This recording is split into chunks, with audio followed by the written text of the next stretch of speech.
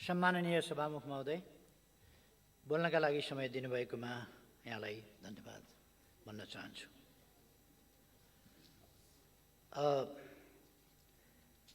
लगभग 1 महिना अघि सरकार परिवर्तन भएको छ र सरकार परिवर्तनको विषय लोकतन्त्रमा सामान्य कुरा नै हो। तर असामान्य ढङ्गले सरकार परिवर्तन भएकैले होला गठबन्धनका सत्तापक्षीय गठबन्धनका मित्रहरू असाध्य हौसिनु भएको छ। दसैँ आए जसरी केटाकेटी आँगनमा नाचे जस्तो नाच्दै ठिक भएको छ। 1 महिनासम्म आज पनि मैले बसेर सुने। धन्यवाद र बधाई के का लागि भन्दा 1 महिना केही नगरेको हुनाले धन्यवाद र बधाई। खुब चल्यो धन्यवाद र बधाई, बधाई धन्यवाद।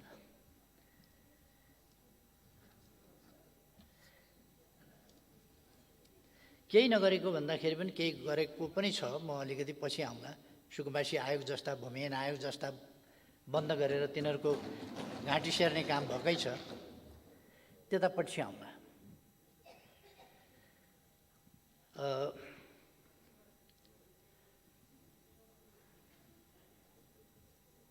यो सरकार परिवर्तनको विषयलाई सायद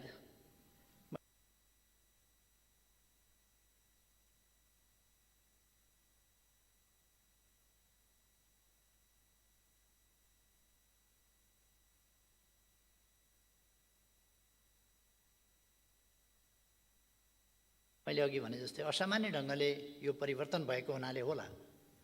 यसलाई विकृत क्रियाकलापहरू, त्यसबाट सरकार परिवर्तन हुने स्थिति बन्यो हो। त्यसमा पनि म अलिकति पछि जाउँला।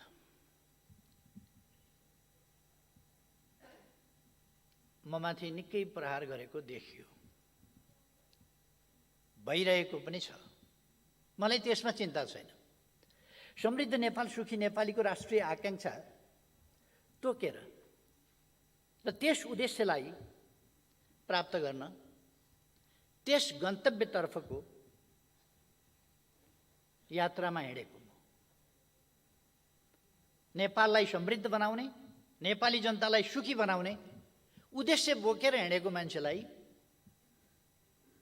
यस्ता सानातिना गाली गलौजहरूले खासै फरक पर्दैन। म आफ्नो उद्देश्यमा केन्द्रित छु।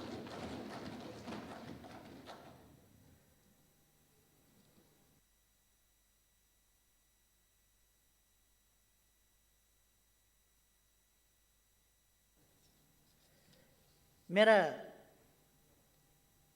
र मैले नेतृत्व गरेको पार्टीका नीति, कार्यक्रम, योजना र लक्ष्यहरू त्यसै अनुरूप तय गर्दै तदनुसारकै व्यवहार र प्रयास मेरो नेतृत्वको सरकारले गर्यो।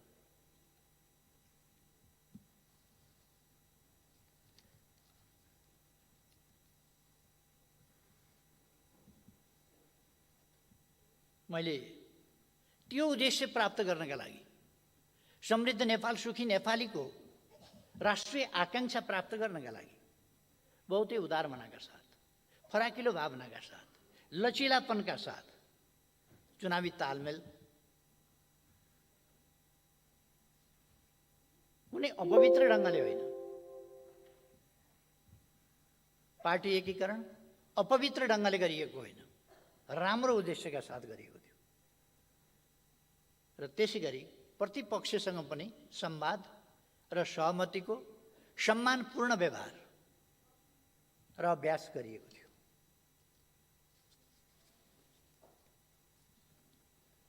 र त्यसका साथै सहकार्य गर्दै अगाडि बढ्ने नीति पनि लिएको थियो। सरकारको गन्तव्य स्पष्ट थियो, गन्तव्यमा पुग्ने बाटो स्पष्ट थियो र तिनको कार्यान्वयनमा दृढता र त्यो दृढताका साथै राज्य सञ्चालन गर्दा अपनाउनु पर्ने संयम र अनुशासनमा सरकारको नेतृत्व गरिरहेको म सधैँ सजग थिएँ र तदनुसार नै मैले व्यवहार गरेको थिएँ। संविधान बमोजिम राज्य सञ्चालन हुनुपर्छ र कानुनी राजको अवधारणाको दृढ अवलम्बन हुनुपर्छ। पूर्वाग्रह, प्रतिशोध र संयमहीनता र पक्षधरता जस्ता शासकीय दुर्गुणबाट आफूलाई अलग राख्नुपर्छ भन्ने मान्यतामा म सधैँ स्पष्ट दृढ रहेर तदनुसारको व्यवहार गरेँ। उपयुक्त ठाउँमा उपयुक्त व्यक्तिको नियुक्ति, पदस्थापन स्वच्छ र पारदर्शी प्रतिस्पर्धाबाट गर्ने र राज्य सञ्चालनका नशाबाट कृपावादको छायासम्म, नातावाद कृपावादको छायासम्म पर्न नदिने मेरा नीति रहे।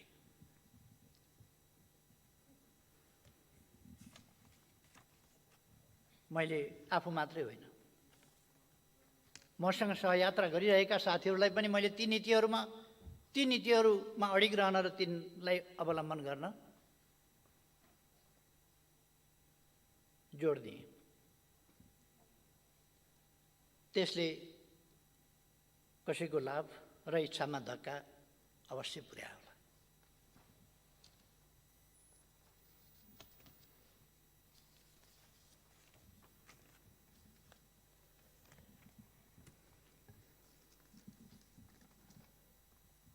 केही व्यक्तिहरूका इच्छामा मेरा नीतिहरूले जो मैले गलत कुराहरूसँग सम्झौता गरिनँ त्यसले तुच्छरापात पनि भयो होला। अपेक्षा तत्काल पुरा भएनन् होला या पुरा हुने लक्षण पनि देखिएन होला। मेरा कामले हासिल हुँदै गएको लोकप्रियताले छाती जलाएर असाध्य पीडा पनि भयो होला। त्यो आजकलका अभिव्यक्तिमा पनि देखिन्छ। म भ्रष्टाचार गर्दिनँ, अरूलाई पनि भ्रष्टाचार गर्न दिन्न भन्ने कुराले धेरै ठुलो असजिलो पनि पैदा भयो होला। कतिलाई धक्का पनि पर्यो होला। यस्तै कुराहरूले मेरा पार्टीभित्रै समस्या पैदा भएको दुनियाँलाई थाहा छ। मैले यसमा धेरै समय नलिउँ, के भयो कसरी आयो त्यो थाहा भएकै कुरा हो। सभामुख महोदय, म एउटा कुरा दोहोऱ्याउन चाहन्छु। म यो देश र यस देशका जनताको सेवाको निम्ति जन्मिएको जस्तो ठान्छु।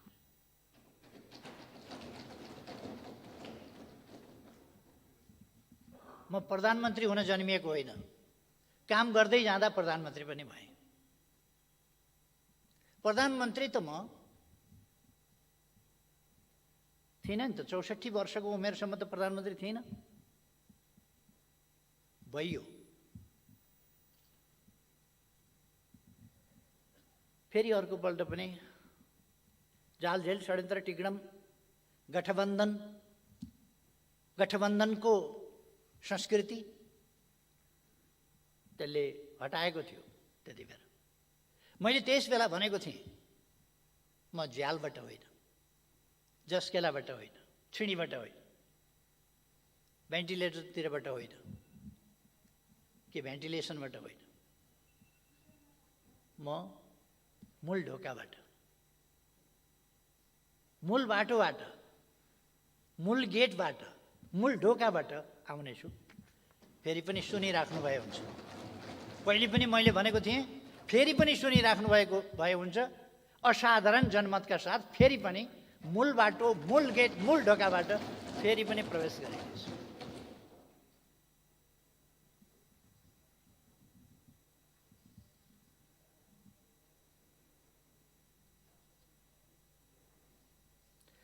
मलाई राम्रो ग्रह दशाले प्रधानमन्त्री बनाएको होइन।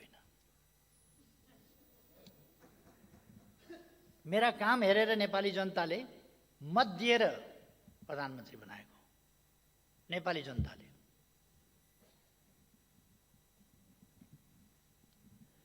म विभिन्न पार्टीका नेताहरूका महत्त्वाकांक्षा, कुण्ठा, ईर्ष्या, जलन, अहङ्कार आदिको सम्मिश्रणबाट पनि प्रधानमन्त्री भएको होइन।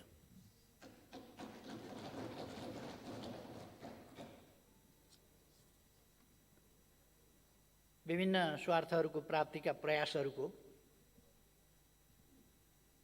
सङ्ग्रह, गठजोडबाट पनि प्रधानमन्त्री भएको होइन।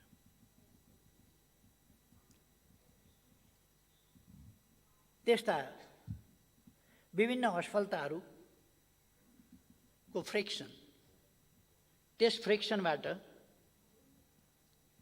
उछिटिएर मेरो भागमा प्रधानमन्त्री पनि आएको होइन।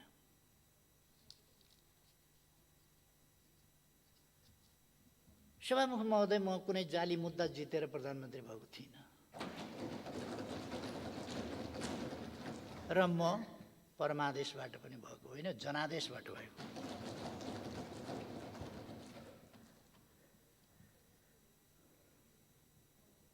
प्रधानमन्त्रीको पदमा विश्वास गर्छु, दाइजो दान दातव्य वा जजमानबाट जजमानीबाट प्राप्त हुने चिज होइन।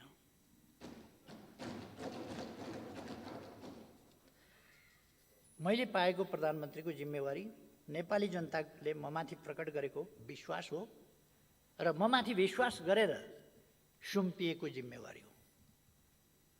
अपवित्र, अनुचित, असामयिक, असान्दर्भिक, अलोकतान्त्रिक, असंवैधानिक गठबन्धनबाट त्यो जिम्मेवारी खोसिया छ। राजनीतिमा कहिले कहिले यस्तो हुन्छ, हुँदो रहेछ।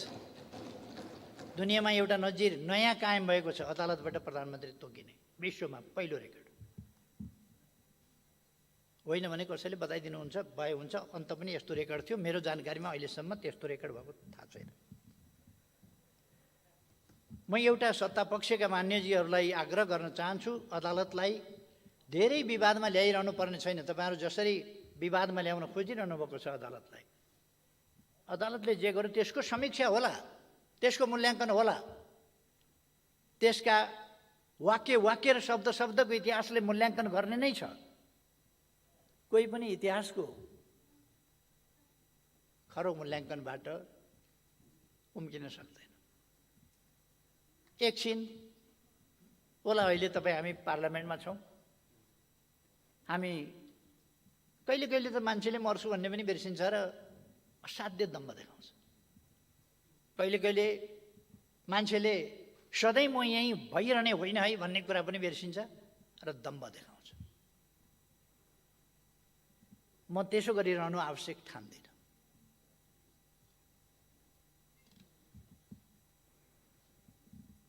त्यसर्थ मलाई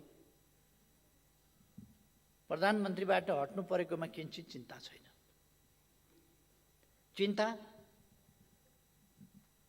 अदालत जस्तो सबैले विश्वास गर्नुपर्ने संस्थाको विश्वासमा कमी नहोस्, जनताले भरोसा गर्ने संस्थाहरू, राज्यका विभिन्न अङ्गहरूका बीचमा सन्तुलन र नियन्त्रणको स्थिति असन्तुलित नहोस्, कुनै पनि अङ्ग र निकायले आफ्ना सीमाहरू उल्लङ्घन नगरोस्।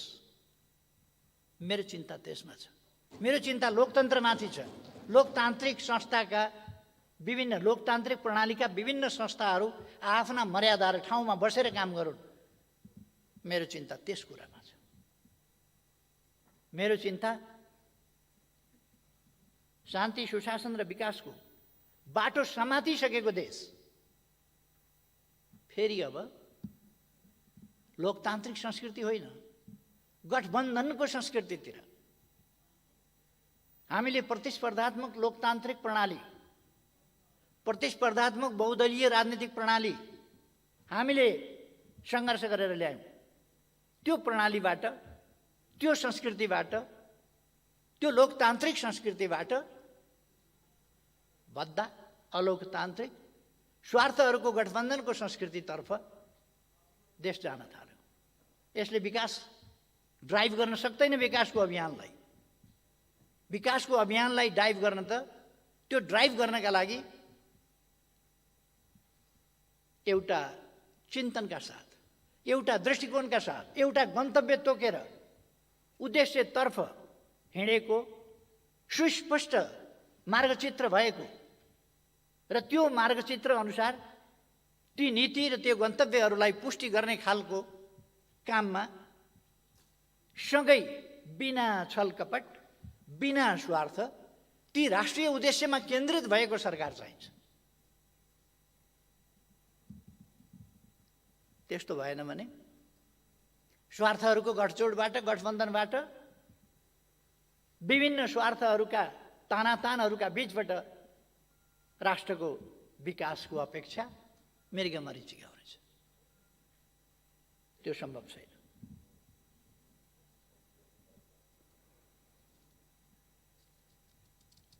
विकासको बाटो समातिसकेको, शान्तिको बाटो समातिसकेको, सुशासनको बाटो समातिसकेको, एउटा जनतामा एउटा आशा भरोसाको परिस्थिति निर्माण गरिसकेको अवस्थामा अब देशको भविष्य के होला?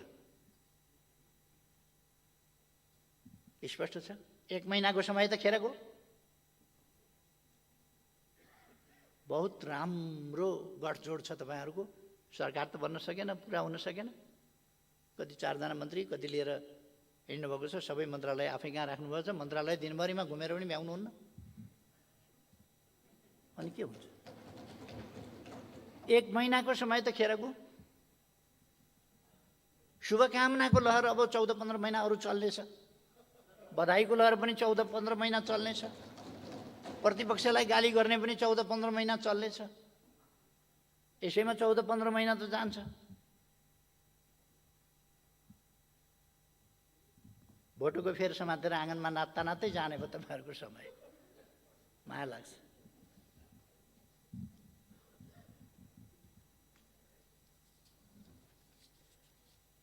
मलाई चिन्ता त्यो कुरामा हो। देशको विकासको यो प्रतिपक्षको सुन्नुभएको छ नि, यसलाई सुनेर सम्बोधन गर्नुहोस्, जवाफ दिनुहोस्, मेरो अहिलेको भनाइलाई असफल बनाइदिनुहोस्, विकासको तेज रफ्तारमा गति चढाउनुहोस्। तर सम्भव छैन, सम्भव छैन।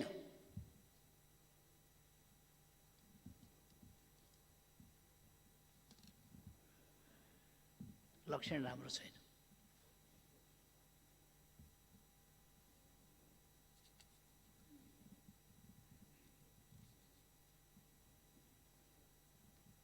अहिले के गर्दै हुनुहुन्छ? सत्ता परिवर्तन हुने बित्तिकै, सरकार परिवर्तन हुने बित्तिकै, परिवर्तित सरकार, अर्को सरकार बन्ने बित्तिकै सत्ता पक्षका नेताहरूले यसै रोस्टमबाट भन्नुभयो, होशियार, म आगो हुँ, म आगो हुँ, मसँग नखेल नत्र भन्नुभयो। मलाई थाहा छ उहाँले विगतमा लगाएको, देशमा लगाएको डढेलो म सम्झिन्छु। उहाँ आगो हो, थाहा छ, डढेलो लगाउनुहुन्छ। तर 1-2 बाल्टी पानीले निभाएको पनि सम्झना रहोस्। यस्तो डढेलो निभाउन ओर्न हामीलाई पनि आउँछ। यस्ता आगो सागो निभाउन पानी खनाउनुपर्छ, पानी। तर प्रतिपक्षलाई धम्क्याउने, सरकार बन्दैछ बाबा,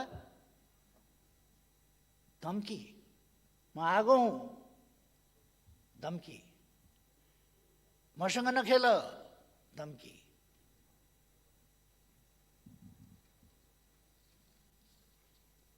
तपाईँहरूले कता कता अहिले भर्खर अस्तिका दिन सडकमा एउटा कागज वितरण गरेका देखेँ मैले। त्यस कागजमा राष्ट्रिय सहमति जस्तो कुरा पनि लेख्नु भएछ। राष्ट्रिय सहमति, प्रतिपक्षलाई गाली गरेर, सरापेर, सत्तो सराप गरेर राष्ट्रिय सहमति। कस्तो राम्रो बाटो निकाल्नु, कस्तो राम्रो तरिका। प्रतिपक्षलाई धम्काएर राष्ट्रिय सहमति, नत्र भनेर, नत्र के गर्नुहुन्छ?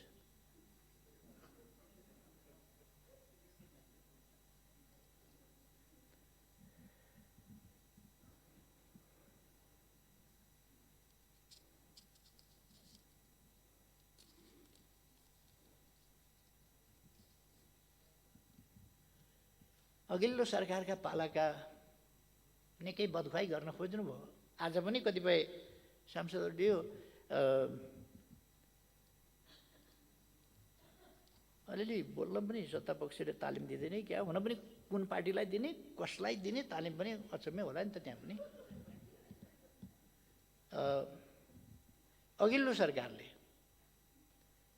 राजनीतिक समस्याहरू जो देशका मूल राजनीतिक समस्याहरू हुन् ती राजनीतिक समस्याहरूको समाधान गर्यो।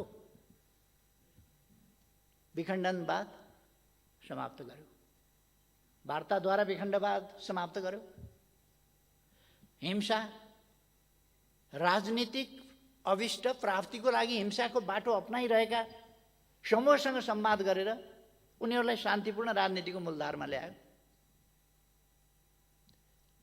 प्राय लगानी मैत्री वातावरणको कुरा चल्छ। त्यो अस्तिका दिन बेलुका बाँडेको सडकतिर कतै बाँडेको कागज, त्यसमा लगानी मैत्री वातावरण बनाउनका लागि निजी क्षेत्रसँग सहकारी गरेर लगानी मैत्री वातावरण बनाउने, यो स्वदेशी लगानी मैत्री भनेको हो कि विदेशी लगानी मैत्री भने हो? विदेशी लगानी मैत्री वातावरण बनाउने हो भने देशमा शान्ति सुव्यवस्था हुनुपर्दछ, हिंसा अन्त्य गर्नुपर्दछ, एक्सटर्सन रोक्नुपर्दछ।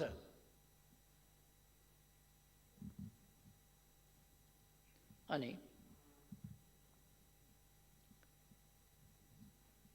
यहाँ त वातावरण बनाइएको होइन र हिंसा अन्त्य गरेर शान्तिपूर्ण ढङ्गले लगानी गर्न पाउने, प्रतिफल लान पाउने त्यस खालको व्यवस्थाहरू गरेर सुविधाहरू पाउने, ती व्यवस्थाहरू गरेपछि लगानी मैत्री वातावरण भएन। त्यस कारण लगानी मैत्री वातावरण वास्तवमा निर्माण भएको छ। त्यो वातावरणलाई अहिलेको सरकारले जोगाओस्, जोगाउन सफलता पाओस्। यस देशका लागि म शुभकामना भन्छु। यस देशका लागि वैदेशिक लगानी ल्याउन आवश्यक छ।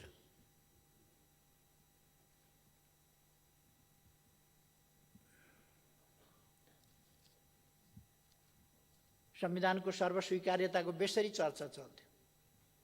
आज संविधानको सर्वस्वीकार्यता संविधान संशोधनको सन्दर्भमा होस् या अरू सन्दर्भमा होस्, राजनीतिक सन्दर्भमा होस्, संविधानको सर्वस्वीकार्यतामा अब समस्या छैन। सबैले संविधान स्वीकारेको छ।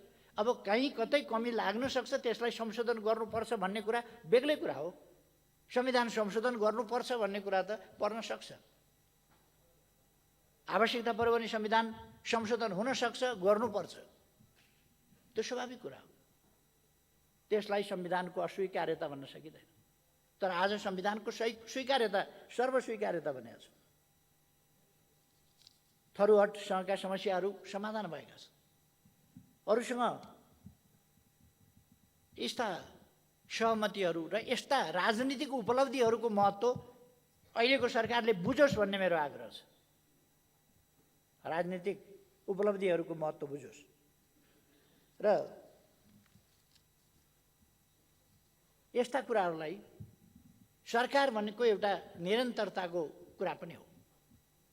अर्को सरकार फेरियो भने त्यस अघिल्ला सरकारले गरेका काम कारबाहीहरू, नीति निर्णयहरू, ती राम्रा कुराहरूलाई अगाडि बढाउनुपर्छ।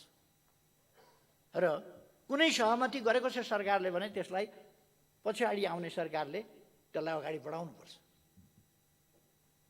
हिजो जुन विभिन्न राजनीतिक शक्तिहरूसँग अघिल्लो सरकारले सहमति गरेर ठुला उपलब्धिहरू हासिल गरेको छ, ती उपलब्धिहरूलाई कदर गर्नुपर्छ, तिनलाई कार्यान्वयन बाँकी रहेकाहरूलाई कार्यान्वयनमा लानुपर्छ। त्यतापट्टि म ध्यानाकर्षण गर्न चाहन्छु। अन्तर्राष्ट्रिय सम्बन्धमा गरेका उपलब्धिहरू, राष्ट्रियताको सन्दर्भमा गरेका उपलब्धिहरू, राष्ट्रिय भूमिलाई, आफ्नो देशको भूभागलाई सामेल गरेर नक्सा जारी गरिएको, संविधानको अनुसूचीमा परिवर्तन गरिएको, संविधान संशोधन गरिएको, त्यसमा राष्ट्रलाई एकजुट बनाइएको, यी उपलब्धिहरू आज त सत्ता पक्षले बाहिरबाट धम्काउने र गोलाबारी गर्ने गरेको छ। संवादहीनताको स्थिति छ। सत्तापक्ष प्रतिपक्षको संवादहीनताको स्थिति छ। अहिले सत्तापक्ष उन्मादमा छ। ठेगान लगाइदिन्छौँ भन्ने उन्मादमा छ। संवादहीनताको स्थिति छ। तर हिजो अन्तर्राष्ट्रिय क्षेत्रमा, अन्तर्राष्ट्रिय सम्बन्धका क्षेत्रमा छिमेकीहरूसँग पारस्परिक लाभ, पारस्परिक सम्मानको आधारमा गरिएका सन्तुलित छिमेक सम्बन्ध, सन्तुलित व्यवहारिक ती सम्बन्धहरू राष्ट्रिय स्वाभिमानलाई झुक्न नदिएर, बोल्न नसकेर होइन, नबोलेर होइन। सभामुख महोदयले आज भन्नुभयो, सरकारले सकेसम्म छिटै छानबिन गरेर भएको तथ्य के हो, दार्चुलाको ट्रेनबाट झरेर मरेको व्यक्ति, त्यसमा पनि अलिकति भ्रम पनि फिजाउनु भएको छ। फेरि केपी ओलीको समयमा तुइन हटाउँछु भन्थ्यो, त्यो ठेका लागिसकेका कुरा हो। त्यसभन्दा अगाडि, म आउनुभन्दा अगाडि उता इन्डिया सरकारले कुनै पनि पुल बनाउन पारिपट्टि सहमति दिँदैनथ्यो।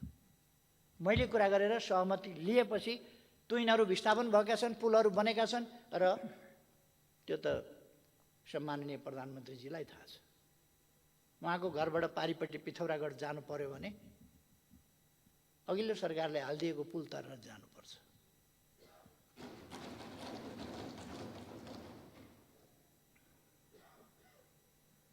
आजकल सुन्छु व्हाइट पेपर तयार गर्ने, के तथ्याङ्क डाटा आँकडा ल्याउने, ल्याए हुन्छ।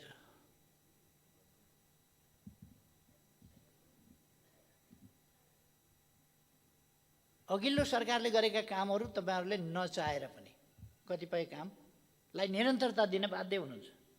सुरुदेखि नै सामाजिक सुरक्षाका कुराहरूमा कतिपय पक्षको सहमति होइन।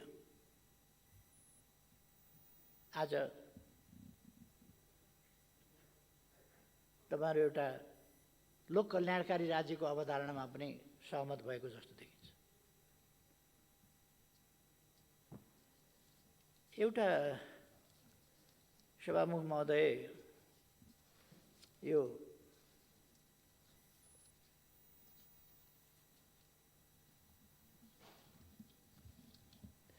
अस्तिका दिन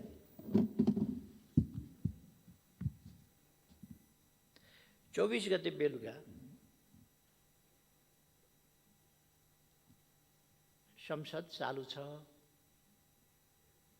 संसद अधिवेशन चालू छ, संसदका बैठकहरू भइरहेका छन्।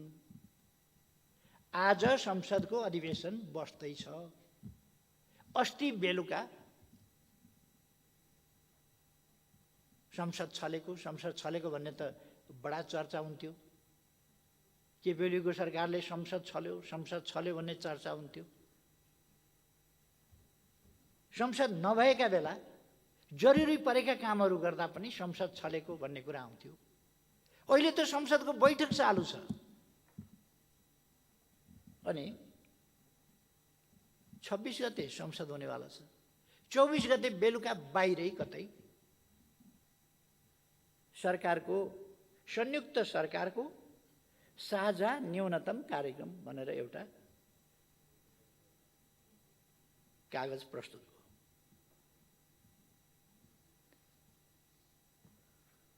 संयुक्त सरकारको साझा न्यूनतम कार्यक्रम।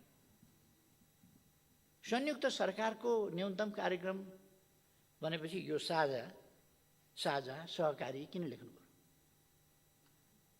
यो साझा सरकारको कार्यक्रम हो कि साझा कार्यक्रम हो? साझाको कार्यक्रम हो। संयुक्त सरकारको साझा। संयुक्त सरकारको भनेपछि त त्यो सरकारको त आइसक्यो त्यहाँ। साझा भए पनि, संयुक्त भए पनि, सगोलको भए पनि, जेसुकै भइसके पनि आयो। फेरि साझा। संसद छलेर। संसद किन छल्नु पर्यो? आज किन प्रस्तुत गर्न सक्नु भएन? सरकारले आज किन संसदमा प्रस्तुत गरेन? त्यसलाई कुनै मान्यता दिने कि नदिने? त्यो सरकारले पेश गरेको हो भनेर ठान्ने कि नठान्ने? किनभने संसदमा त आएन।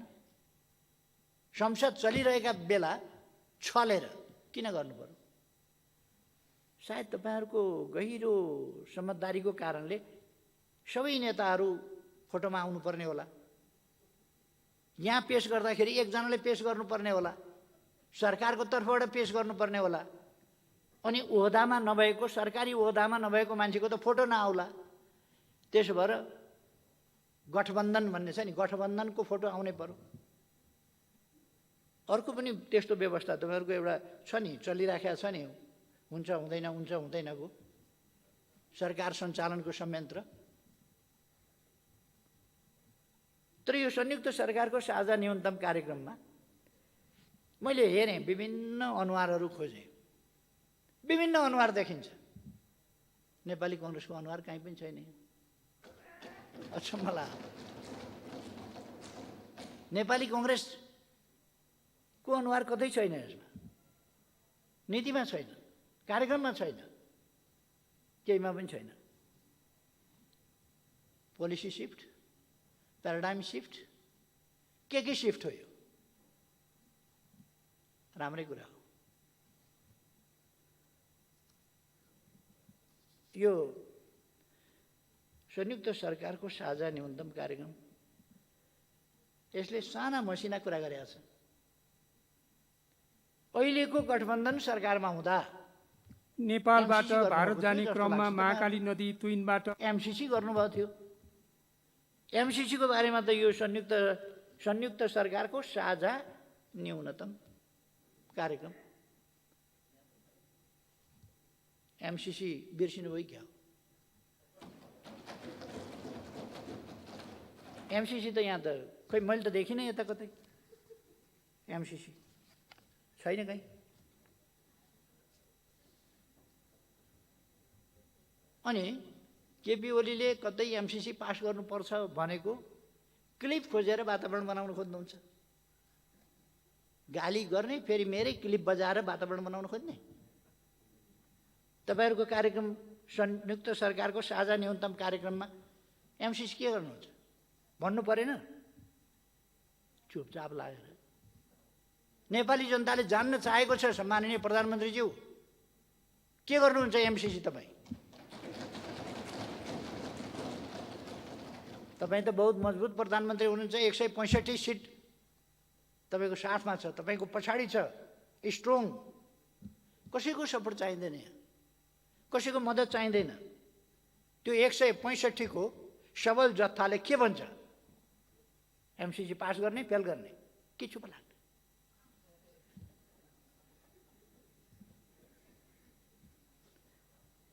त्यही भएर म भन्छु, जस्केलाबाट छिर्ने आदत नगरौँ। सरकारमा त छिरियो, सबै कुरामा जस्केला।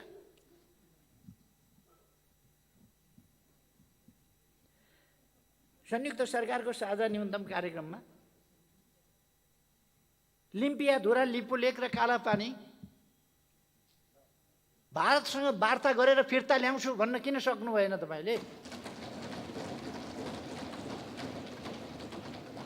लिम्पियाधुरा, लिपुलेक र कालापानी भनेको समस्या हो भनेर समस्यामा राख्नुपर्छ। समस्यामा के लिम्पियाधुरा, लिपुलेक र कालापानी समस्या हो? हाम्रो अभिन्न भूभाग, हाम्रो पवित्र भूभाग समस्या हुन्छ?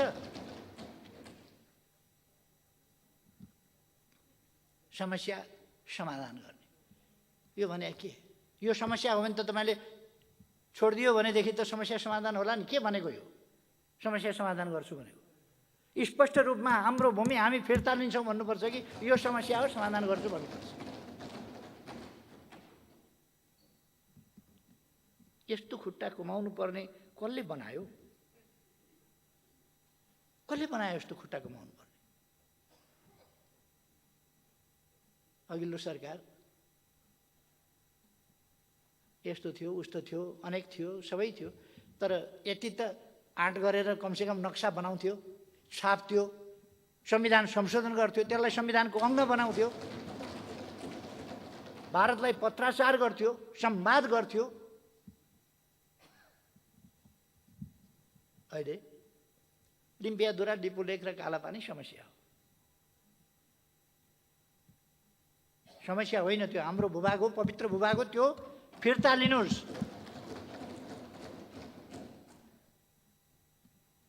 त्यो छोड्ने अधिकार कसैलाई छैन त्यो भूभाग। तर म भन्छु तपाईँहरूले फिर्ता लिन सक्नु भएन भने ठिकै छ, 1.5 वर्ष पर्ख्यौँ, हामी छौँ। एउटा शब्दावली लेख्नु भएको छ यो साझा न्यूनतम कार्यक्रम संयुक्त सरकारको। यसमा छिमेकीहरूसँगको सीमा विवाद कूटनीतिक पहल केबाट चाहिँ केबाट छिमेकीहरूसँगको सीमा समस्या टुङ्ग्याइनेछ भनेर। कुन कुन छिमेकीसँग, हाम्रो छिमेकीहरूसँग भन्नाले कुन कुनसँग कहाँ के सीमा समस्या छ? छिमेकीहरूसँगको सीमा समस्या कहाँ छ, के छ? कति साह्रो डराएको सरकार भने, डराउनुको पनि हद हुन्छ नि। जिब्रो पनि रगत आइसक्यो होला चपाउँदा चपाउँदा। असमान सन्धिहरूको सम्बन्धमा के गर्ने भन्नुभएको छ? कुन कुन असमान सन्धि? इपिजीको रिपोर्टको सम्बन्धमा यो सरकारको भनाइ के? कुनै ठोस कुरा यो संयुक्त सरकारको साझा नीति न्यूनतम कार्यक्रम बनाउनु भएको छ, यति लामै छ यो, 14-15 कति पेजको होला कि। यसमा ठोस तोकेर चाहिँ केही पनि बोल्न सक्दैन। लिम्पियाद्वारा लिम्बूले कालापानी फिर्ता ल्याउँछु भन्न सक्दैन, एमसिसी यसो गर्छु भन्न सक्दैन, छिमेकीहरूसँग कहाँ समस्या छन् त्यो भन्न सक्दैन। असमान सन्धिहरू कोसँग छ, के सम्बन्ध, के भन्न खोजे? अघि भर्खर एकजना माननीयले कुरा उठाउनु भएको थियो, 1947 को ब्रिटिस इन्डियाबाट फर्किने बेलामा गरिएको तथाकथित त्रिपक्षीय गोर्खा सैनिक सम्बन्धी सन्धि, त्यो हो 1950 को ट्रिटी हो अथवा के हो? महाकाली ट्रिटी हो, एमसिसी हो, बिआरआई हो, के हो? के पनि बोल्न सक्नुहुन्न, चुइक बोल्न सक्नुहुन्न, गोलमटोल। एउटा बोल्न खोज्छ अर्काले हुँदैन भन्छ, अर्को बोल्न खोज्छ अर्काले हुँदैन भन्छ, त्यस्तै त होला।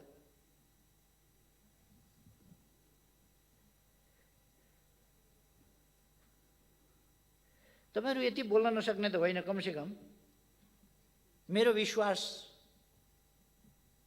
मैले लगाएको कमसेकम आरोप नि एमसिसी किन बिर्सियो भन्ने, कमसेकम सम्माननीय प्रधानमन्त्रीज्यू ठोक्केर भन्नुहोस् त, एमसिसी को सम्बन्धमा यो नीति हो सरकारको, दिनुस् जवाफ। भन्नुहोस् लिम्पिया दुरालिपुलेक र कालापानी वार्ता गरेर फिर्ता ल्याउँछु, लेखाइमा तलमाथि केही भयो होला, यो हो नीति भन्नुहोस्। छिमेकी कुन छिमेकीसँग कहाँ कुन सीमा समस्या हो त्यो तोकेर भन्नुहोस्। असमान सन्धि कुन कुन भन्न खोजे हो भन्नुहोस्।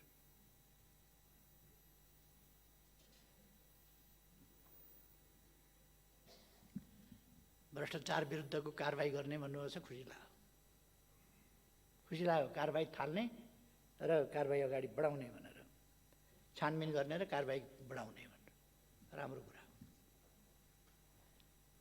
यो अब साँच्चै हुन्छ कि त अगाडिदेखि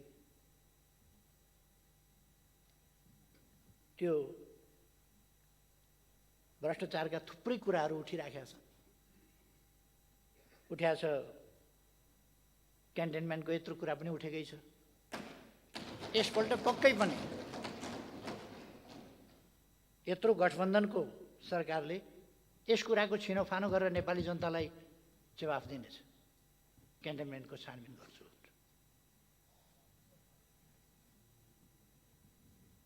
ललिता निवास पनि गर्छ होला, माता तीर्थको पनि गर्छ होला, अरू विभिन्न सर्दु जलाजार क्षेत्रको पनि अवश्य हुन्छ होला।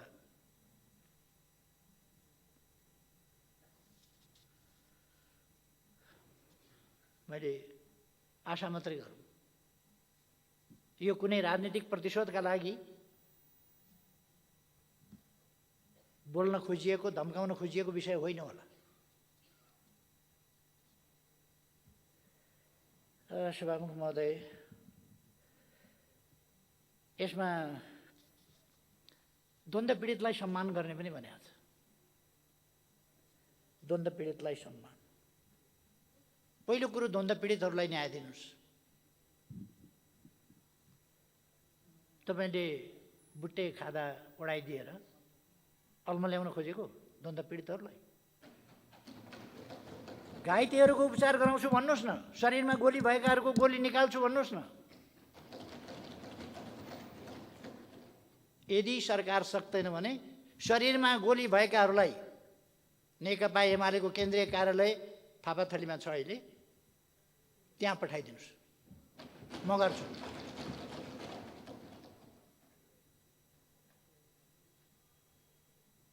न्याय दिनुहोस्, छानबिन गर्नुहोस् न। त्यत्रो गौर हत्याकाण्ड भयो, निर्दोष निहत्था मान्छेहरू मारिए। अराजकता, अनुशासनहीनता, दण्डहीनताको अन्त्य गर्छु भन्नुहोस्। यस संयुक्त सरकारको साझा न्यूनतम कार्यक्रम हो, छानबिन गर्नुहोस्। मान्छे मरेका छन्, तिनका परिवारको के अवस्था छ? ती घाइतेहरूको के अवस्था छ? को त्यो हत्याकाण्डको आयोजक? कसले त्यो हत्याकाण्ड गरायो? त्यो गर्नुहोस्। गठबन्धन धरापमा पर्ने हो कि?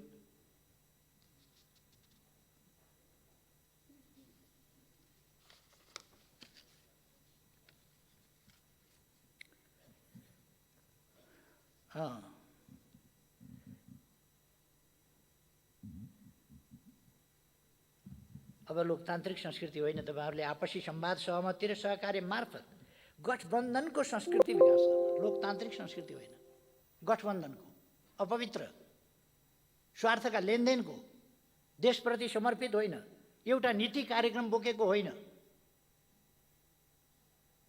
अनि लेफ्ट, राइट, सेन्टर,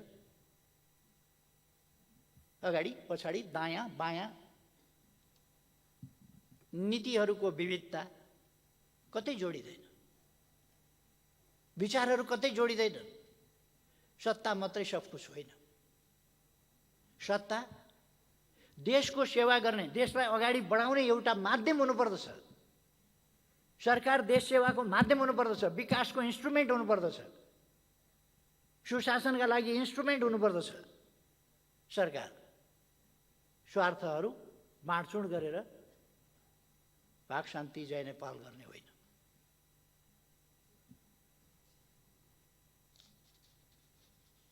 यो गठबन्धन अचम्मको गठबन्धन छ। कहिले 5 दलीय भनेर सुन्छु, पार्लियामेन्टमा दल हेर्छु, मेरो दल त त्यसमा छैन। स्मरण रहोस्, नेकपा एमाले गठबन्धनमा छैन, प्रतिपक्षमा छ।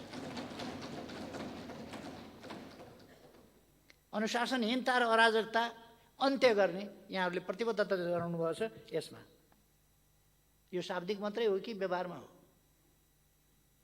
पार्लियामेन्ट र पार्लियामेन्टभित्रको अनुशासनहीनता र अराजकता, त्यसलाई नियन्त्रण गर्ने काम चाहिँ सत्तापक्षको हुन्छ कि हुँदैन? कि त्यसलाई बखप गर्ने सत्ताको लागि? पार्टी फुटाएर सरकार गिराउने बनाउने खालका खेल, किनबेच आदि कुराहरूका खेल, यिनले लोकतान्त्रिक संस्कृतिलाई बढावा दिँदैन। गठबन्धन कहिले कहिलेका निम्ति, एकछिनका निम्ति आवश्यक हुन पनि सक्ला। गठबन्धनको संस्कृति भनेको कुनै लोकतान्त्रिक संस्कृति होइन। लोकतान्त्रिक संस्कृति विचारमा आधारित हुन्छ, स्वार्थमा आधारित होइन। गठबन्धन स्वार्थ आधारित हो, विचार आधारित होइन।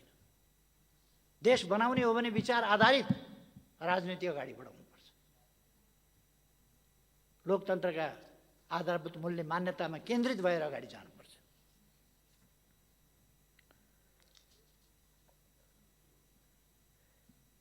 तपाईँहरूले यहाँ कहिले कहिले 5 दल भन्नुभएको छ। अहिले यहाँ चाहिँ नेपाली काङ्ग्रेस, नेपाल कम्युनिस्ट पार्टी, माओवादी केन्द्र र जनता समाजवादी पार्टी नेपाल तथा संयुक्त सरकारलाई समर्थन गर्ने दलहरूको हुन् ती। दलहरू कहाँबाट आए? पार्लियामेन्टमा गन्दा त देखिँदैन। राप्रपाले तपाईँहरूलाई समर्थन गरेर देख्दिनँ, नेमकिपाले तपाईँहरूलाई समर्थन गरेर देख्दिनँ, नेकपा एमाले समर्थन गरेको देख्दिनँ। अनि दलहरू कहाँबाट आए तपाईँहरूलाई समर्थन गर्ने? यो पार्लियामेन्टमा त निश्चित दल होला नि त। दलहरू कहाँबाट आए? कि विगतमा गरेका वा भविष्यमा गर्ने? त्यो पनि जोड्नुभएको हो अपेक्षाका साथ। यहाँ तपाईँहरूले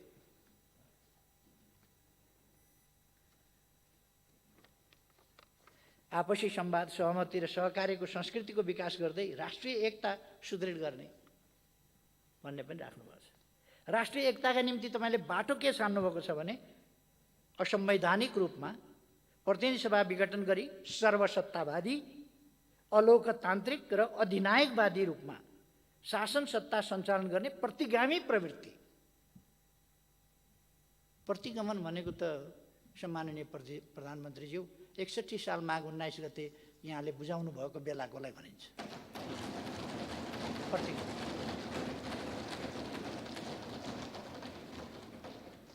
प्रतिगमन कहाँबाट आयो? प्रतिगमन संविधानसम्म ढङ्गले सिफारिस भएको छ, संविधानसम्म ढङ्गले विघटन भएको छ। अदालतले भन्यो भन्दैमा अदालतले एउटा बेन्चबाट एउटालाई ज्यानमारा भन्छ, एउटा अदालतले अर्कोले उसलाई चाहिँ बाइज्जत रिहाई गर्नु, ऊ चाहिँ नि कुनै अपराधमा संलग्न छैन भन्छ। अदालतले एकपल्ट भन्यो भन्दैमा त्यही कुरा सत्य हुन्छ भन्ने छैन।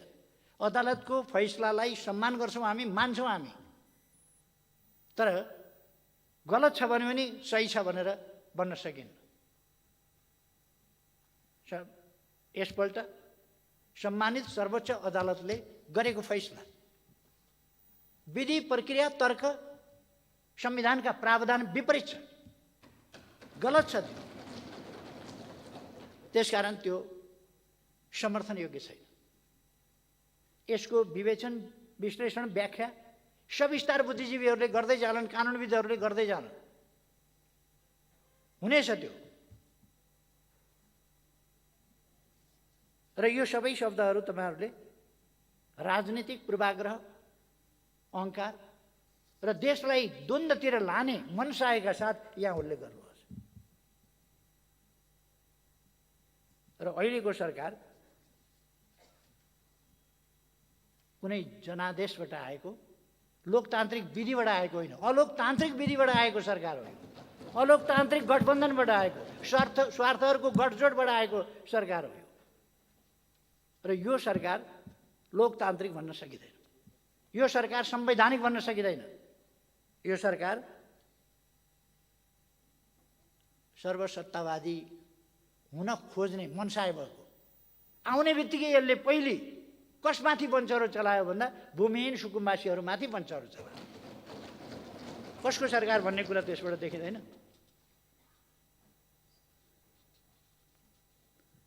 कस्तो कुरा गर्नुभएको छ भने सङ्घीय लोकतान्त्रिक गणतन्त्र, संविधान र संसदको रक्षार्थ भएको सङ्घर्षको भावना। तपाईँले यो सरकार कुनै सङ्घर्षको मैदानबाट ल्याउनु भएको सरकार हो, परमादेशबाट ल्याएको होइन। परमादेश सङ्घर्ष हो, जाली मुद्दाबाट सरकार ल्याउने, त्यहाँबाट भन्ने सङ्घर्ष हो।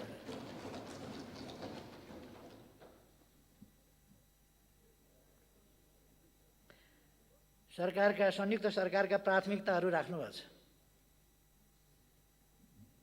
प्राथमिकता त भूमिहीन सुकुम्बासीहरूका समस्या समाधान गर्न नदिनु, त्यसलाई रोक्नु, तिनीहरूमाथि बन्चरो चलाउनु, आयोग विघटन गर्नु रहेछ नि त वास्तविक त। अनि के लेख्या यो बुँदाहरू चाहिँ यहाँ के बुँदा लेख्या? काम त त्यही हो नि त। तपाईँको प्राथमिकता के हो भन्दाखेरि गरिबमाथि हाना बन्चरो, त्यही होइन तपाईँको प्राथमिकता। अनि भन्दाखेरि चाहिँ अरू प्राथमिक हेरेँ मैले। यो सुकुम्बासी आयोग विघटन गर्ने, गरिबलाई चाहिँ मार हान्ने, गरिबको बिचल्ली पार्ने, प्राथमिकतामा छ कि छैन भनेर हेरेको सबै नकली कुरा छ। प्राथमिकता सकली कुरै छैन। कर्मचारी पञ्चनी गर्ने, जो स्वाभाविक रूपमा त्यहीँबाट बढेर आएको कर्मचारी छ, प्रमोसन हुँदै आएको कर्मचारी छ, त्यसलाई दबावका दबाव छ। राजीनामा गर कि गर भनेको छ।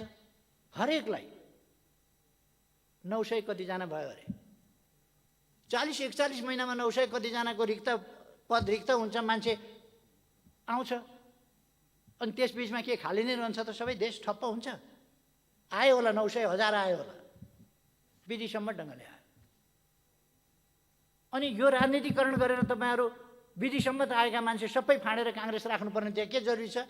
अथवा तपाईँका तथाकथित गठबन्धनका मान्छेहरू सबै भर्ना गर्नुपर्ने के आवश्यकता छ? त्यो गर्नुभएको छ।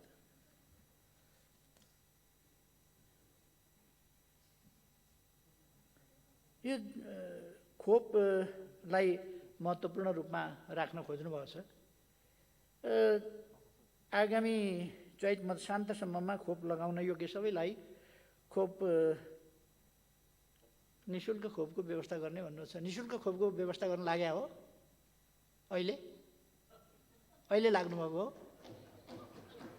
निःशुल्क खोपको व्यवस्था गर्ने यो त पोहोरको कुरा होइन। अघिल्लो सरकारले निःशुल्क गरेको छैन। परीक्षण निःशुल्क गर्ने सुरु गर्न लाग्नुभएको हो। निःशुल्क परीक्षण अब फिस नलिने, यस्तो झुट कुराहरू पनि राख्ने।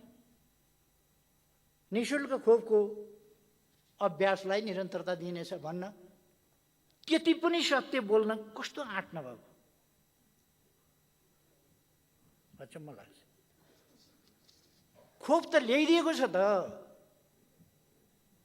मेरो सरकारले खोप ल्याइदिएको छ, खोप त थुपार दिएको छ। किन चैतसम्म लगाउनुहुन्छ? लगाउनलाई चैतसम्म किन पर्खिनुहुन्छ? कुरो लाउनुहोस् न छिटो छिटो। लगभग 1 करोड खोप स्टकमा छ। आउँदैछ, एकैचोटि ल्याएर त राख्न भएन, त्यो आउँदैछ, आइरहेको छ।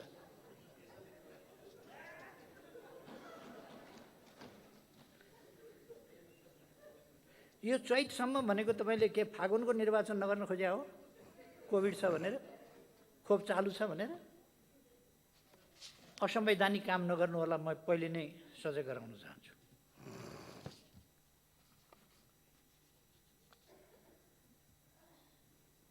यो संसदमा विचाराधीन विधेयकहरू टुङ्गो लगाउने भन्ने राख्नुभएको रहेछ नीति कार्यक्रममा।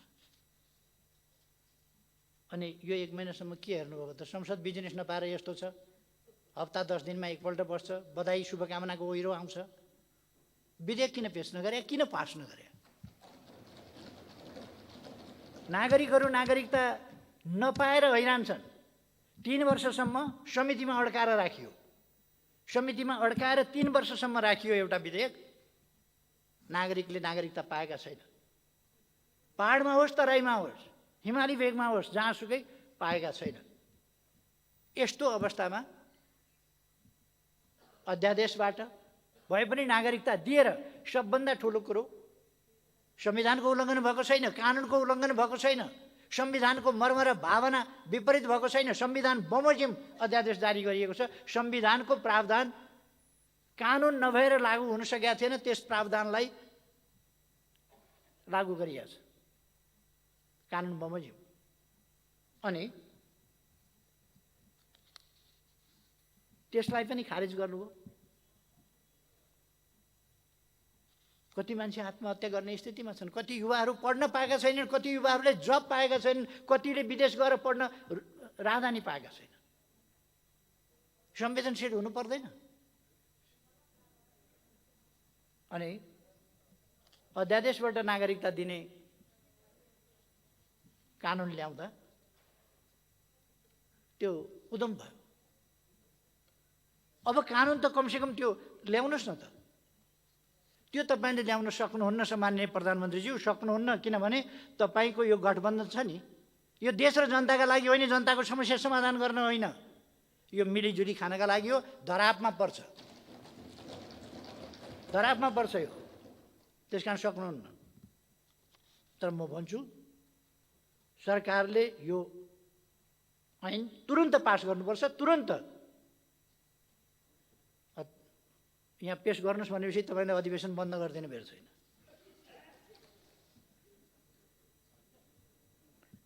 अधिवेशन बन्द नगर्नुहोस्, विधेयकहरू पास गर्नुहोस्, ल्याउनुहोस्। एमसिसी यहीँ छ नि, टेबलमा छ एमसिसी, यहाँ टेबलमा छ, पेश गर्नु भन्नुहोस्। निर्णयार्थ यहीँ भइहाल्छ नि।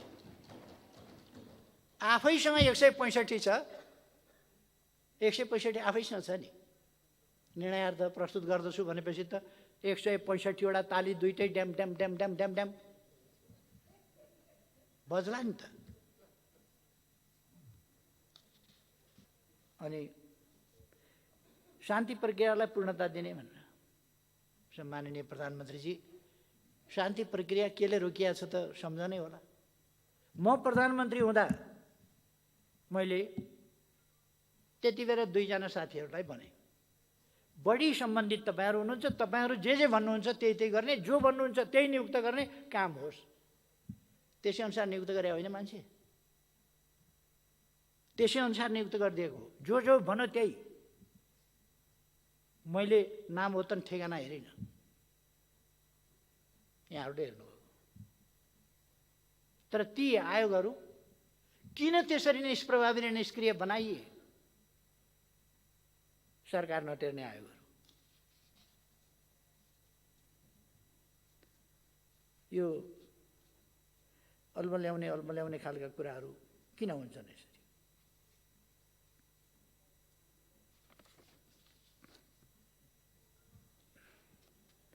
नयाँ चिज ल्याएको जस्तो गरेर थुप्रै कुराहरू नयाँ चिज जस्तो गरेर ल्याउन खोज्नुभएको छ, नयाँ सुरु गरेको जस्तो। अब खोप दिन सुरु गर्ने भन्न बेर छैन, किन यो अघिल्लो सरकारको बिर्साइदिनु पर्यो नि। एउटा कविता लेख्ने मान्छेले लेखेछन्, गीत गाउनेले पनि गाउन थाले क्या हो।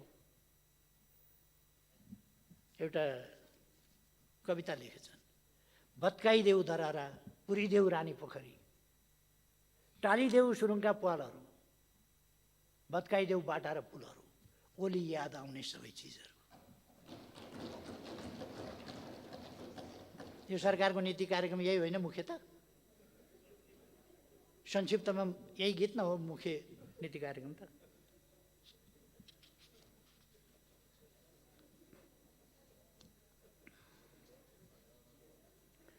एउटा तपाईँहरूले सधैँ भन्दै आउने गर्नुभएको छ, स्वास्थ्य सामग्री खरिदमा भएको अनियमितताको छानबिन गर्ने र दोषी देखिएका व्यक्ति संस्था उप कानुनी कारबाही गर्ने। मेरो आग्रह छ, गर्नुहोस्, दोषीलाई कारबाही गर्नुहोस्। अलिक अगाडिदेखि पनि छानबिन गर्नुहोस् है।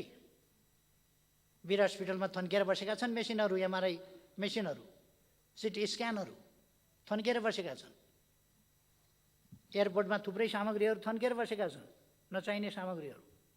यस्ता थुप्रै कुराहरूका स्वास्थ्य सम्बन्धी भनौँ, विभिन्न समयका घोटालाहरू छानबिन गर्नुहोस् है। एउटा अचम्म लाग्यो मलाई, सुरक्षा नीतिमा आवश्यक परिमार्जन गरी, सुरक्षा नीति भनेको दिनदिनै परिमार्जन गर्ने कुरा होइन, हरेक सरकार परिवर्तन हुँदा परिमार्जन गर्ने विषय होइन। यो हल्का फुल्का ढङ्गले नलिन सुरक्षा नीतिलाई, र यसलाई डेभिएटेड हुन नदिन म आग्रह गर्न चाहन्छु। तपाईँको सम्माननीय प्रधानमन्त्रीज्यू, यहाँको गठबन्धनमा मैले विभिन्न कलर्स देखेको छु। ती कलर्स, ती रङहरू यो सुरक्षा नीति, विदेश नीति यस्ता कुराहरूमा प्रतिबिम्बित हुनु हुँदैन। राष्ट्रिय नीति त्यसमा जानुपर्छ। राष्ट्रिय हित प्रतिकूल रहेका सन्धि सम्झौताहरूको बारेमा मैले अघि नै भने, यो कुन कुन भनेको हो भन्ने कुरा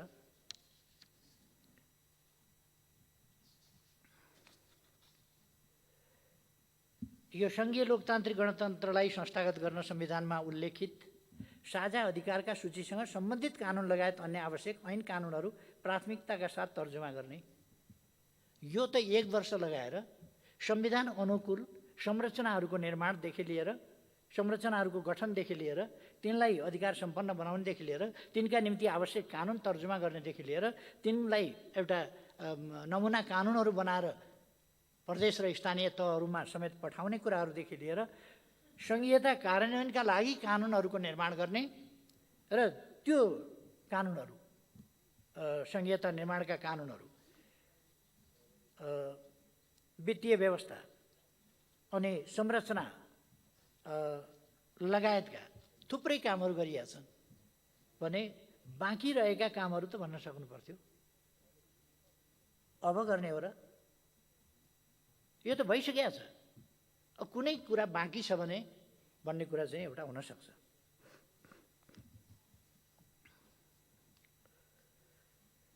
कतिवटा कुरा चाहिँ नि अर्थहीन ढङ्गले लेखेको छ। प्रदेश र स्थानीय तहलाई संविधान बमोजिम अधिकार सम्पन्न बनाउन आवश्यक कार्य गर्ने जस्ता कुराहरू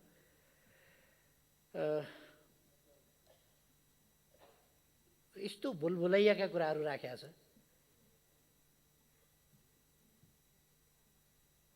मौलिक हकको प्रभावकारी रूपमा कार्यान्वयन गर्न राज्यको भूमिका अभिवृद्धि गर्ने भनेको के हो? यो ठोस रूपमा के बुझ्ने? यसलाई भुलभुलैया जनता हलमा ल्याउने कुरा। संविधान प्रदत्त सामाजिक न्यायको हकको सुनिश्चितताका लागि समानुपातिक समावेशिताको सिद्धान्तलाई कार्यान्वयन गर्ने भएको छैन र? भुलभुलैया। यो विधेयक पारित गराउने भन्ने त थुप्रै विधेयकै पिछेका पारित गराउने भन्ने थुप्रै ठाउँमा 5-7 ठाउँमा यसरी लेख्नुभएको रहेछ। विधेयक पारित गराउने भन्ने कुरा चाहिँ लेख्नै पर्ने थिएन, यो खुरुक्क गराएदेखि हुन्थ्यो। यो कुनै नीति कार्यक्रम साझा कार्यक्रम हुनै पर्दैन क्या। यो संसदको त काम हो, सरकारको काम हो। यो आएर अड्किएका कानुनहरू पनि पास गर्न तपाईँको नीति कार्यक्रममा राख्नुपर्छ र? एउटा गजबको लेख्नुभएको छ, सार्वजनिक सेवा प्रवाहमा लाग्ने समयलाई 1/3 घटाउने। कमसेकम यो चाहिँ अलिकति पारदर्शी ढङ्गले बताइदिनु भएदेखि राम्रो हुन्थ्यो। 100% कति हो, 1/3 कति हो? 100% अहिलेको स्थिति 100% कहाँनेरि छ, त्यसलाई 1/3 मा ल्याउँदाखेरि कहाँनेरि पुग्छ, त्यो अलिकति मूर्त रूपमा। नत्र भने यस्तो खालको चाहिँ चटक, शाब्दिक चटक यो नगर्दा पनि हुन्थ्यो।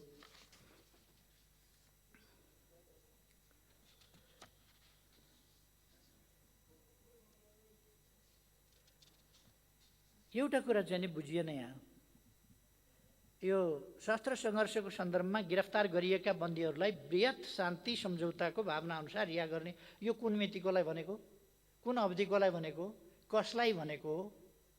यो यति अमूर्त। यो सशस्त्र सङ्घर्ष भनेपछि जसले जति बेर हतियार उठाएको पनि सशस्त्र सङ्घर्ष हुन्छ कि, अथवा केले काटेको, केले ठोकेको, केले मारेको चाहिँ सशस्त्र सङ्घर्ष हुन्छ कि, कुन अवधिको भनिएको? अब यो गिरफ्तार गरिएका बन्दीहरूलाई मुद्दा लगाइएका नलगाइएका कस्तालाई हो? बृहत शान्ति सम्झौता भनेको त पहिलेको होला। त्यसको भावना अनुसार रिहा गर्ने भनेको कहिलेकोलाई हो?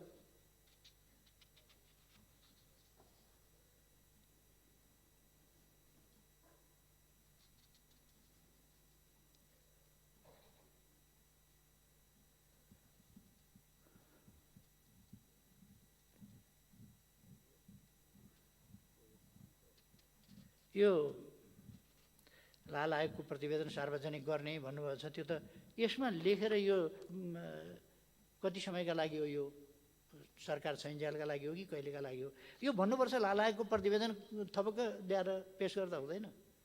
अनि कार्यक्रममा राख्नुपर्छ, पेस गर्नुहोस् न, कमसेकम सुन्न पाइयोस्। अहिले पठाएर ल्याउन लाग्यो हुन्छ पेस गर्नलाई। कत्रो ठुला किन राखिराख्या? यहाँ लाल आयोगको प्रतिवेदन ल्याउनुहोस् न, पेस गर्नुहोस् न, यहाँ सार्वजनिक गरौँ न। यो सरकारको साझा न्यूनतम कार्यक्रम बाहिरै गर्दा हुन्छ भनेदेखि यो सदन सिद्धिएपछि पनि बाहिर गएर पनि सार्वजनिक गरे हुन्छ नि। त्यो त आजै गरिदिउँ।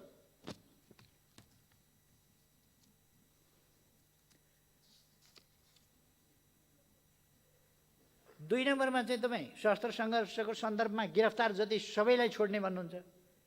त्यही 4 नम्बरमा आइपुग्दा यो शान्ति प्रक्रियाको पूर्णता 2.5 को 4 मा आइपुग्दा लाल आयोगको प्रतिवेदन सार्वजनिक गर्ने, तराई मधेसमा भएका विभिन्न आन्दोलनका बेला लगाइएका मुद्दाहरूको पुनरावलोकन गरी, यहाँ चाहिँ यत्रो लामो प्रोसेस नि, पुनरावलोकन गरी अन्यायपूर्वक बन्दी बनाइएका न्यायपूर्ण ढङ्गले थुने त ठिकै छ होइन त। माथिकालाई चाहिँ सशस्त्र सङ्घर्षको सन्दर्भमा गिरफ्तार गरिएका बन्दीहरूलाई चाहिँ बृहत शान्ति सम्झौताको भावना अनुसार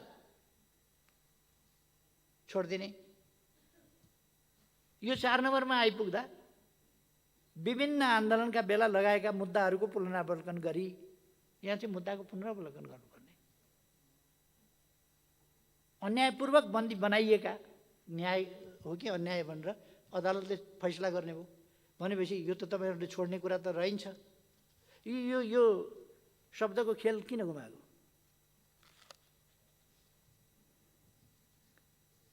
घटकका मान्छेहरूलाई,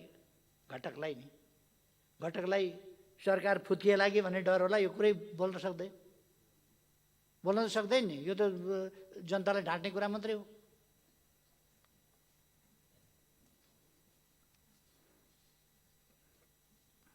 एउटा चाहिँ अचम्म लाग्छ। अब बाँकी 15 महिना रहेको छ। अघिल्लो सरकारले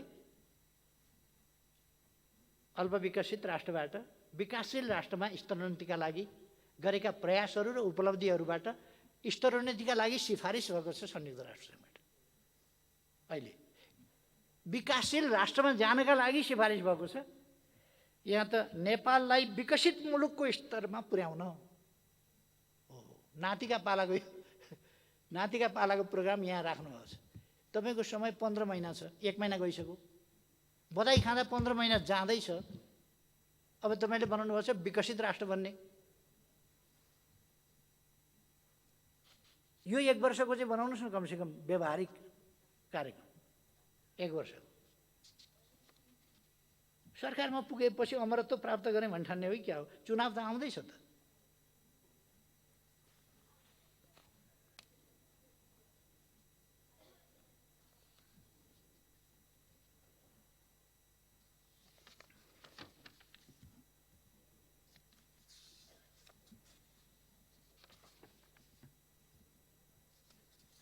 एउटा गजबको राख्नुभएछ। अलिकति यहाँनिर छुटेछ र मैले सम्झाइदिन खोजेँ। यो कुनको चाहिँ भने आर्थिक नीति तथा कार्यक्रमको 9 बुँदाको अन्तिममा एउटा कुरा राख्नुभएको रहेछ। मुलुकको मध्यभागमा पर्ने गरी एउटा हाइटेक सिटी निर्माणका लागि सम्भाव्यता अध्ययन गर्ने। मध्यभागमा जसो पर्ने गरी, यो लगभग मध्यभागमा होला। यो मध्यबिन्दुभन्दा अलिक पूर्व होला। तपाईँहरूले मतपत्र च्याताएर जिताएको थियो नि, त्यतातिर होला हाइटेक सिटी। राम्रै ल्याउनु भएको छ कार्यक्रम, योजना।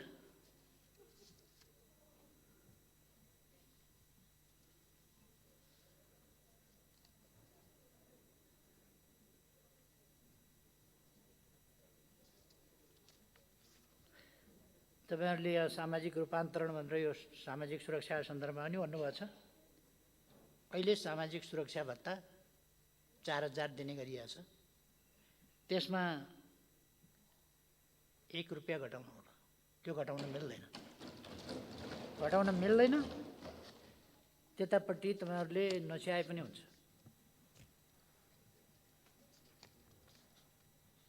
एक ठाउँमा चाहिँ राख्नुभएको छ, राज्यको नीति विपरीत मेडिकल कलेजहरूलाई दिएका सम्बन्धनको पुनरावलोकन गर्ने। भनेपछि यो मेडिकल शिक्षा तपाईँहरूलाई विद्यार्थीहरू खालि विदेश पठाउन रहर। मेडिकल कलेजहरूलाई छानबिन गर्नुहोस्, स्ट्रेन्थेन गर्नुहोस्। मेडिकल कलेजलाई दिएको छानबिन गरेर फिर्ता दिने, सम्बन्धन फिर्ता दिने, चलाउन थालेकाहरूलाई फिर्ता लिने, अब बाँकी चलाउन दिने, मेडिकल हब बनाउने, यहाँ मेडिकल एजुकेसन उपलब्ध गराउने, सस्तोमा मेडिकल एजुकेसन नेपाली जनताका छोराछोरीलाई, गरिबहरूलाई पनि उपलब्ध गराउने। त्यतापट्टि कुरै छैन, खोज्ने मात्रै कुरा छ।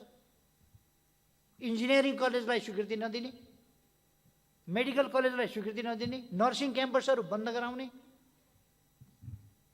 नर्सिङ क्याम्पस चलाउन नदिने, अनि टेक्निकल एजुकेसनमा ध्यान दिने भन्ने, कृषि क्याम्पस खोल्न नपाइने, इन्जिनियरिङ खोल्न नपाइने, मेडिकल कलेज खोल्न नपाइने, अनि कुरा क्रान्तिकारी गर्ने। कसको प्रभावबाट यो? मेडिकल माफियाको प्रभावबाट होइन यी सब कुरा भन्दाखेरि मेडिकल माफियाबाट मुक्त गर्न भन्ने, मेडिकल माफियाको चङ्गुलमा परेर मेडिकल कलेजहरू सञ्चालन गर्न नदिने, विदेश विद्यार्थी राम्रा सब्जेक्टहरूमा त नेपालमा त पढ्नै नपाइने, खालि विदेश पठाउनु पर्ने, त्यो वातावरण बनाउने, यी खालका कुराहरू चाहिँ हुन नपाउने। युवाहरूलाई रोजगारका लागि विदेश पठाउने कुरा पनि त्यत्तिकै छँदैछ। फेरि पलायन हुनबाट रोक्न कार्यक्रम ल्याउने पनि भनेकै छ। यस्ता थुप्रो कुराहरू। विरोधाभास,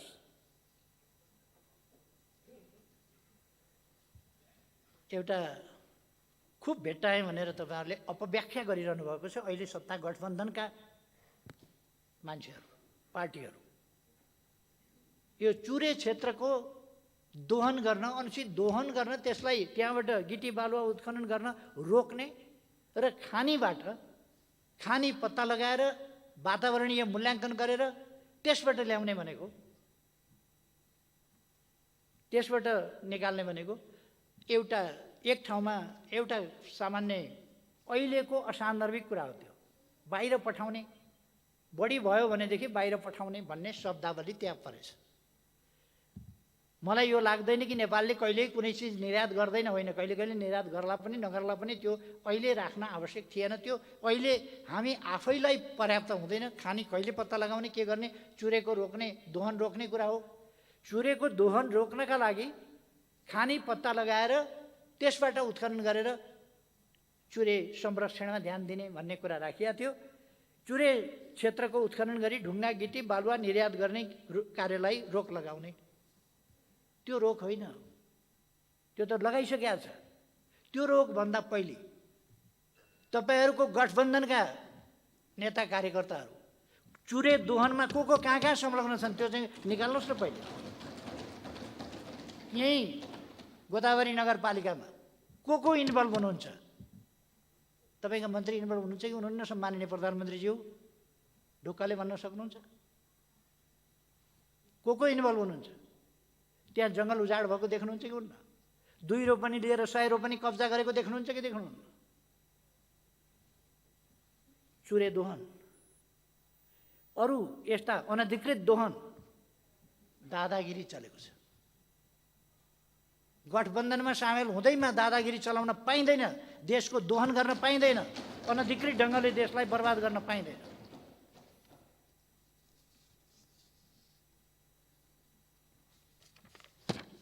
अब सम्माननीय सभामुख महोदय,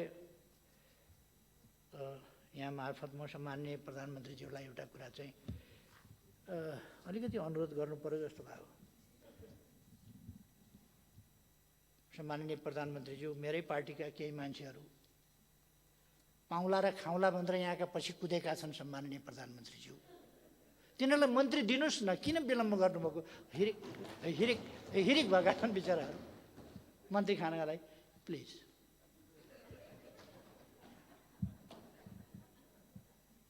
यति त गराइसक्नुभयो, पछि त लगाइसक्नुभयो, पछि हिँडेका छन्, कुद्या छन्, फ्या स्वा गरेका छन्, मन्त्री खान पाऊँ भनेका छन्, बिहान बेलुकै चाकरीमा हाजिर भएका छन्। मन्त्री दिनुहोस् प्लिज, दिनुहोस्। मेरो दलमा अलिकति घाटा भए पनि सुहाउँला बुझाउँला। धन्यवाद।